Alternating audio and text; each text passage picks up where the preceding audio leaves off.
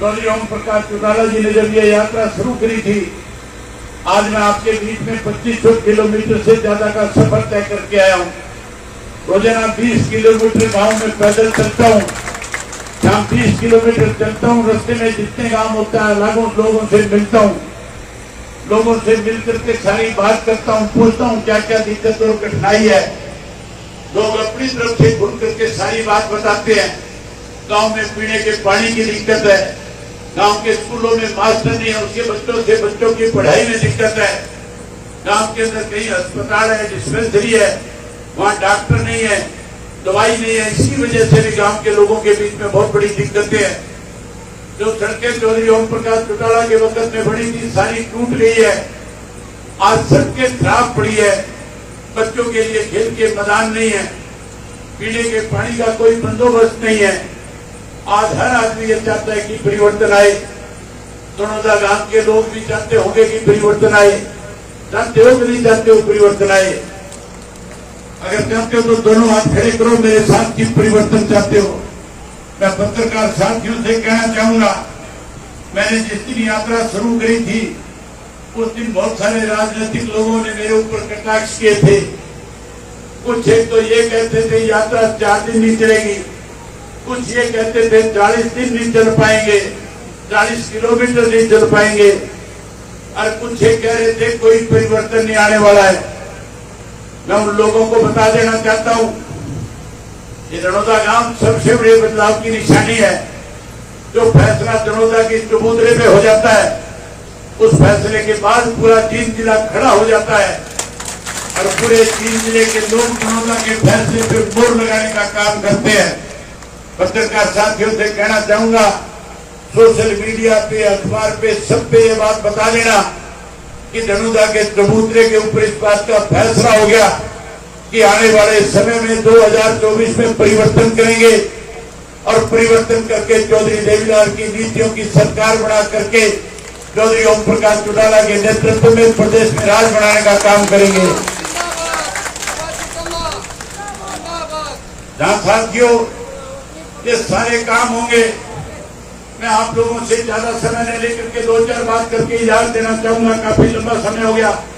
चौधरी ओम प्रकाश चौटाला ने जब यात्रा को झंडी दिखाई थी, उस वक्त हजारों लोग थे। उन्होंने उनके बीच में कहा था कि अगर आप हमारी सरकार बना दोगे, परिवर्तन ला दोगे, तो परिवर्तन लाने के बाद सबसे पहले जो 1100 रुपए आपसे जबरदस्ती लिए जा रहे हैं, ये सारे पैसे आपके खाते में वापिस कराने का काम करेंगे।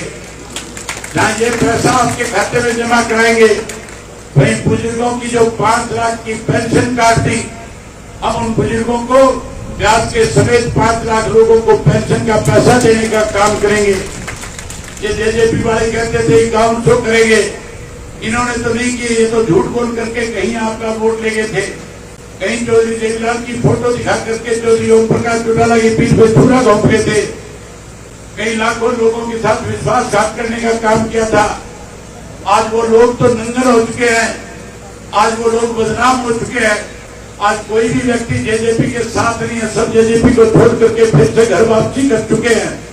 इस दनौदा गांव के भी सारे बुजुर्ग, सारे नौजवान, सारी माताएं बहनें, जिन किसी ने गलतफहमी में आकर के जेजेपी को वोट दिया था, उन्होंने घर वापसी कर ली कि नहीं कर ली? अगर घर वापसी कर दी तो एक बार हाथ खड़े करके और कहो कि घर वापसी होगी सबकी। आप सबने घर वापसी कर ली। वहीं साथियों, हमने फैसला लिया है कि हमारी सरकार बनने के बाद, आपका राज बनने के बाद, कमेरे की सरकार बनने के बाद 100 रुपए वाली पेंशन जो चौधरी देवीलाल ने शुरू करी थी, हम उसको 7500 रुपया महीना करके बुजुर्गों का मान सम्मान बढ़ाने का काम करेंगे। एक घर के 2 बुजुर्ग पेंशन लेने वाले होंगे, 15,000 रुपया सरकार की तरफ से पेंशन के रूप में उनके घर में आया करेगा। वहीं उसके साथ साथ हमारा फैसला है कि आज हमारे पढ़े लिखे नौजवान बच्चों की अनदेखी हो रही है। आज 38% से ज्यादा हरियाणा प्रदेश के बच्चे अनएम्प्लॉयड हैं, जिनके पास रोजगार नहीं है, नौकरी नहीं है। मैं आज आपके बीच में बता करके कह करके जा रहा हूं कि जैसे ही राज बनाओगे, जैसे ही परिवर्तन लाओगे, हम हर घर से पढ़े लिखे नौजवान बेटे को, बेटी को रोजगार और नौकरी देने का काम करेंगे। जहाँ नौकरी और रोजगार देंगे, कोई एक आधा भी इससे रह जाएगा, उसे मायूस नहीं होने देंगे। उसे 21,000 रुपया बेरोजगारी भत्ता देकर के उसका भी मान सम्मान बढ़ाने का काम करेंगे। ये मोदी जो इन माताओं और बहनों से झूठ बोल करके वोट ले गया था, कहता था कि माताओं और बहनों को गैस का सिलेंडर, गैस का चूल्हा मुफ्त में दूंगा। आज गैस का सिलेंडर मुफ्त में देने की बजाय 1200 रुपए का कर दिया। आज सिलेंडर महंगा होने की वजह से परेशानियों का सामना करना पड़ता है। आप बहुत बड़ा बदलाव कर सकती हो। अगर आप बदलाव करोगी, आप परिवर्तन करोगी, आप अगर सरकार बनाओगी तो हर घर में महीने की पहली तारीख को सरकार की तरफ से आपके पास गैस का सिलेंडर मुफ्त में आया करेगा। हम गैस का सिलेंडर आपको हर महीने मुफ्त देंगे, वही उसके साथ साथ 1100 रुपए लूण मिर्च के भी साथ में दूंगा ताकि रसोई का कलेश कट जाए। ये सारी सुख सुविधाएं आपको प्रदान करेंगे।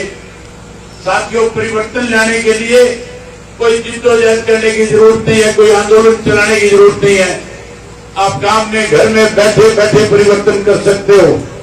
जब सुबह सवेरे अपने बड़ों को प्रणाम करते हो, राम राम करते हो, मान सम्मान देते हो, उसके साथ साथ कहना शुरू कर दो, परिवर्तन करो। क्या कहोगे? परिवर्तन करो। जब आप परिवर्तन कहना शुरू कर दोगे, कांग्रेस वाला, बीजेपी वाला कोई मिल जाए उसको 3 बार कहना परिवर्तन करो, परिवर्तन करो, परिवर्तन करो। दिन में 20, 30, 50 बार जब भी आपको मिले, हर बार यही बात उनके सामने दोहराना। जितनी ज्यादा बार कहोगे उतना ही ज्यादा परेशान हो जाएगा, और परेशान होने के बाद घर जाकर के घरवाली को ये नहीं कहेगा चाय बना दे, रोटी बना दे, फिर वो भी कहेगा परिवर्तन करो, परिवर्तन करो, परिवर्तन करो। परिवर्तन आएगा, और परिवर्तन आने के बाद साथियों फिर से सरकार आपके द्वार कार्यक्रम लगाए जाएंगे। मुझे बताया गया 100 से ज्यादा बच्चे यहाँ के इंटरनेशनल खिलाड़ी हैं। आज खेल के स्टेडियम की बहुत बड़ी दिक्कत है, उन खिलाड़ियों के लिए ट्रेनिंग देने वाला कोई कोच नहीं है। आप सरकार बनाओ, परिवर्तन करो। इस गांव के अंदर इंटरनेशनल स्टैंडर्ड का एक स्टेडियम बना करके देंगे, जिसमें बच्चे अपनी जाकर के प्रैक्टिस करेंगे। हर तरह की ट्रेनिंग देने वाले कोच रखे जाएंगे, ताकि हमारे ग्रामीण अंचल के बच्चे ज्यादा मेडल लेकर के देश में, अपने हरियाणा प्रदेश का नाम ऊंचा करने का काम करें। जहाँ स्टेडियम बनाएंगे वहां एक ऐसा हॉस्पिटल भी बनाऊंगा कि जिस हॉस्पिटल के अंदर नरमाना से लोग चल करके आके इलाज करा करके जाएंगे। ऐसी सुविधा आपके गांव में करेंगे। वहीं उसके साथ साथ मेरे सामने अभी अंग्रेज कह रहा था, हमारे यहाँ पे तहसील के लिए बहुत चक्कर काटने पड़ते हैं। केवल तहसील नहीं, लड़कियों का कॉलेज भी बना करके दूंगा ताकि हमारी बेटियों को पास करने के लिए जाना ना पड़े। वहीं उसके साथ साथ इस गांव के अंदर तहसील का दर्जा देंगे, तहसील बनाएंगे, ताकि ग्रामीण अंचल के जो आस पड़ोस के गाँव के लोग हैं उनको जाकर के धक्के ना खाने पड़े। इस तरह की व्यवस्था करेंगे। वहीं उसके साथ साथ चौधरी देवीलाल का नारा साकार करेंगे, बिजली पानी का प्रबंध करेंगे, भ्रष्टाचार को खत्म करेंगे। एक बात और इन माताओं और बहनों के लिए कहना चाहूंगा, आज ही की बात है, मैं डबलेन से जब फ्रेंड गांव की तरफ जा रहा था और फ्रेंड से छुट्टा खेला जा रहा था, तो उस वक्त मुझे 20-30 माताएं मिली। उन्होंने मेरी गाड़ी को रोक लिया। मैंने गाड़ी रोक करके पूछा उनसे कि आप सभा में क्यों नहीं आई? तो कहने लगी थी हम सत्संग कर रही थी कि। मैंने कहा सत्संग कहाँ कर रहे थे? कोई सत्संग भवन बना हुआ है? कहने लगी नहीं, हम तो एक घर के अंदर बैठ करके सारी सत्संग कर रही थी। मैंने उसी वक्त फैसला ले लिया था कि जैसे ही इंडियन नेशनल लोकदल पार्टी सत्ता में आएगी, जैसे ही परिवर्तन होगा, हम हर गांव के अंदर, अगर गांव के अंदर चौपाल बनाई जा सकती है, बैकवर्ड की चौपाल बनाई जा सकती है, अगर शेड्यूल कास्ट की, अगर अम्बेडकर भवन बनाया जा सकता है, छोटूराम भवन बनाया जा सकता है, चौधरी देवीलाल के नाम के पार्क बनाए जा सकते हैं, तो फिर हर गांव के अंदर माताओं और बहनों के लिए सत्संग भवन क्यों नहीं बनाए जा सकते? हम हर गांव के, हरियाणा के अंदर सत्संग भवन बनाएंगे, और ऐसे भव्य सत्संग भवन बनाएंगे जिसमें पार्क की सुविधा साथ में होगी। उसके अंदर ऐसी हरियाली, पेड़ पौधे लगाएंगे जिसकी छाव में बैठ करके माताएं बहनें आराम से अपना परमात्मा का नाम लेने का काम करेगी। जहाँ ये सारी सुख सुविधाएं देंगे, वहीं उसके साथ साथ आज तो बिजली की कमी है। आपने देखा भी बिजली चली गई थी।